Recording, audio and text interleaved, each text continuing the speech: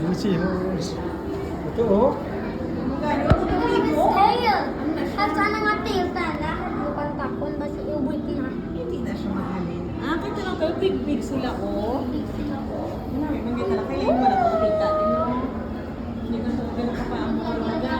Oh. What? This is seahorse. Seahorse, long snout seahorse.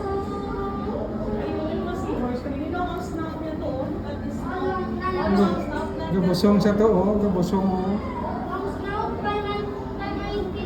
Gabusong sa oh. Seahorses dance together until the female mate lays eggs into the male's pouch.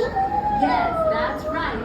It's the male seahorse that carries the babies. The male seahorse then keeps the babies in their pouch for 2 to 3 weeks until they're fully developed, when they can give birth to up to 200 babies at once. The newborn seahorse babies then hide in nearby seagrass until they're fully grown.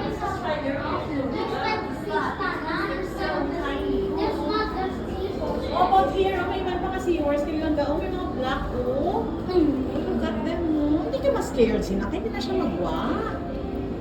The seahorse can look crazy. Grabe pa ginanda na, no? Nagkakakilan ako kung ano, kung para maging kasama nila, no?